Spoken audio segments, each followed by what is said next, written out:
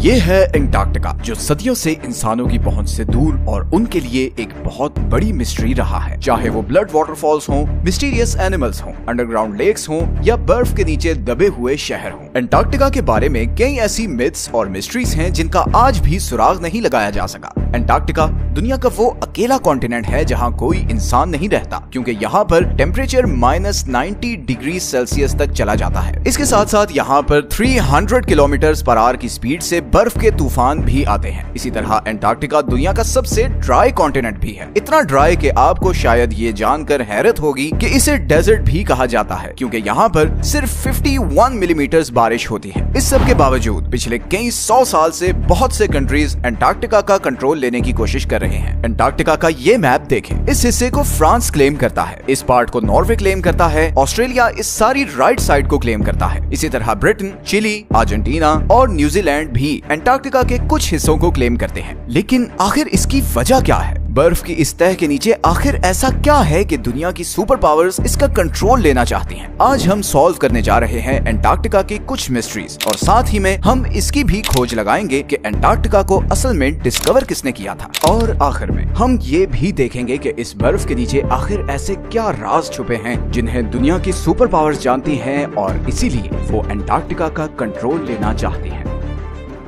Antarctica किसने discover किया? Depends on who you are asking. Britishers कहते हैं कि एंटार्क्टिका उन्होंने डिस्कवर किया था, जबकि रशियंस कहते हैं कि सबसे पहले उन्होंने यहाँ कदम रखा था। लेकिन एंटार्क्टिका का जिक्र आज से कई हजार साल पहले ग्रीक फिलोसोफर एरिस्टोटल ने किया था, जब उसने कहा कि जमीन गोल है और नॉर्थ और साउथ पोल एक दूसरे के मिरर इमेजेस हैं। 2021 में रॉयल सोसाइटी ऑफ न्यूजीलैंड की एक स्टडी पब्लिश हुई, जिसमें ये कहा गया कि इधर ऑस्ट्रेलिया के पास पॉलिनेशियन आइलैंड्स पर रहने वाले माओरी लोग शायद पहले इंसान थे जो 7वीं सदी में एंटार्क्टिका पहुंचे थे, क्योंकि उनकी पुरानी कहानियों में एक ऐसे बर्फीले कॉन्टिनेंट का जिक्र मिलता है जो जमीन की सदर्न साइड पर है। खैर, रिकॉर्डेड हिस्ट्री में ब्रिटिश ऑफिसर जेम्स कुक वो पहला यूरोपियन था जो एंटार्क्टिक सर्कल क्रॉस करके इधर एंटार्क्टिका के पास पहुंचा। लेकिन वो अभी एंटार्क्टिका से 130 किलोमीटर दूर ही था कि उसने अपनी शिप वापस मोड़ ली, क्योंकि उसे एंटार्क्टिका तो नजर नहीं आया, मगर पानी में तैरते हुए आइसबर्ग्स जरूर नजर आए, और समुद्र के तेवर ऐसे थे कि शिप को आगे लेकर जाना बहुत खतरनाक था। इसीलिए जेम्स कुक ने कहा था कि इस सदर्न कॉन्टिनेंट तक पहुंचना इतना खतरनाक है कि शायद ही कभी कोई इंसान यहाँ तक आए। कैप्टन कुक के बाद और भी बहुत से लोगों ने एंटार्क्टिका डिस्कवर करने की कोशिश की, मगर वो कामयाब नहीं हो सके। फिर 19वीं सदी के आते ही इकोनॉमिक डोमिनेंस के लिए कंट्रीज के बीच एक कंपटीशन शुरू हो गया। दुनिया अब एक न्यू वर्ल्ड ऑर्डर की तरफ बढ़ रही थी। रिसोर्सेज और नए ट्रेड रूट्स डिस्कवर हो रहे थे, इंडस्ट्रीज लग रही थी। हर कंट्री आने वाली नई सदी में सुपर पावर बनना चाहता था, और इसीलिए एक्सप्लोरेशंस उरूज पर थी। ऐसे में 1819 में रशियन एम्पायर ने रशियन एक्सप्लोरर फेबियन वॉन बेलिंग्सहाउसन को ये टास्क दिया कि वो पूरी दुनिया के गिर्द चक्कर लगाए और नई कंट्रीज और कॉन्टिनेंट्स डिस्कवर करे। 1820 में फेबियन ने कैप्टन कुक की प्रेडिक्शन गलत साबित की और यहाँ सदर्न ओशन में पहुंचकर एंटार्क्टिका को बहुत करीब से देखा। गो के उसने एंटार्क्टिका पर कदम नहीं रखा था, मगर उसे मॉडर्न हिस्ट्री का वो पहला इंसान कहा जाता है जिसने एंटार्क्टिका को देखा था। फिर 1900 से 1920s के बीच बहुत से एक्सप्लोरर्स ने एंटार्क्टिका का रुख किया। British explorer Robert Falcon Scott 1911 में अपनी टीम के साथ एंटार्क्टिका पर उतरा और तकरीबन 400 माइल्स तक आगे गया, मगर फिर खराब मौसम और भूख की वजह से उसे वापस पलटना पड़ा। लेकिन वापसी का ये सफर बहुत ही भयानक साबित हुआ। स्कॉट और उसकी टीम सख्त सर्दी और बर्फानी तूफान में फंस गए और इन सब की मौत हो गई। फिर वर्ल्ड वॉर 1 के बाद बहुत सी कंट्रीज ने यहाँ अपनी टीम्स भेजी और इस कॉन्टिनेंट को क्लेम करने की कोशिश की। 1939 में हिटलर के कहने पर जर्मन एयरफोर्स ने यहाँ नाजी फ्लैग्स भी गिराए ताकि इस एरिया को नाजी जर्मनी के कंट्रोल में दिखा सके। वर्ल्ड वॉर 2 के बाद बहुत सी कंट्रीज ने यहाँ अपने रिसर्च स्टेशन सेटअप किए और यहीं से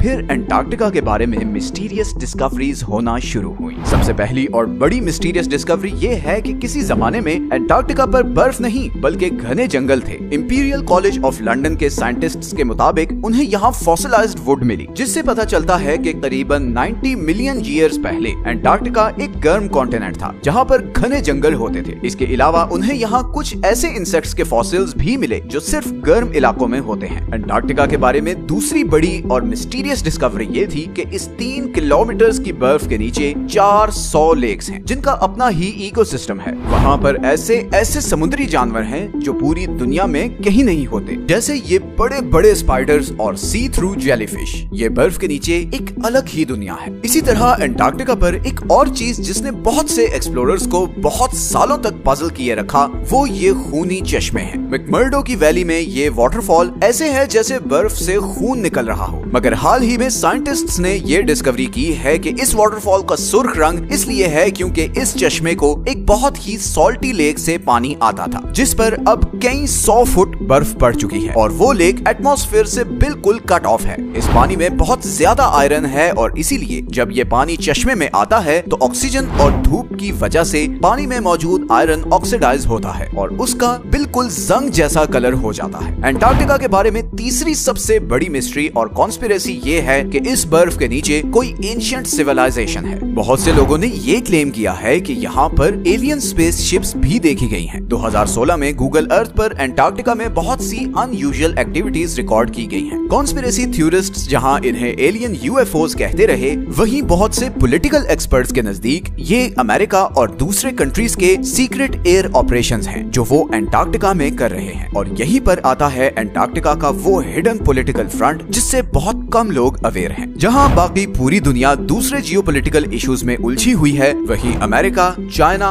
और सोवियत यूनियन अग्रेसिवली एंटार्क्टिका पर एक्सपेडिशंस भेज रहे हैं। इनफैक्ट चाइना ने तो वहां अपने मल्टीपल रिसर्च स्टेशन सेटअप किए हैं। 1959 की एंटार्क्टिक ट्रीटी के मुताबिक कोई भी कंट्री एंटार्क्टिका में साइंटिफिक इन्वेस्टिगेशंस कर सकता है, बस उसे इन स्टडीज का रिजल्ट सब कंट्रीज के साथ शेयर करना होंगे। 1992 में यूएस जियोलॉजिकल डिपार्टमेंट के सर्वे में ये डिस्कवरी सामने आई कि एंटार्क्टिका में 500 बिलियन बैरल्स के नेचुरल गैस और ऑयल के रिजर्व्स हैं, लेकिन चाइना और ये दूसरे कंट्रीज इस ऑयल और गैस के लिए एंटार्क्टिका में इंटरेस्टेड नहीं है। बल्कि हाल ही में एंटार्क्टिका में बहुत ही बड़ी क्वांटिटी में नियोडिमियम, प्रेजियोडिमियम, टर्बियम और डिस्प्रोजियम जैसे रेयर अर्थ मिनरल्स के रिजर्व्स डिस्कवर हुए हैं। ये वो मिनरल्स हैं जो सारी इलेक्ट्रॉनिक डिवाइसेस में यूज होते हैं और क्योंकि दुनिया का फोकस अब ऑयल और गैस से हटकर इलेक्ट्रॉनिक डिवाइसेस को पावर करने वाले एनर्जी रिसोर्सेज की तरफ जा रहा है, तो इन मिनरल्स की डिमांड ऑयल और गैस से भी ज्यादा है। इलेक्ट्रिक कार्स और आयन बैटरीज ही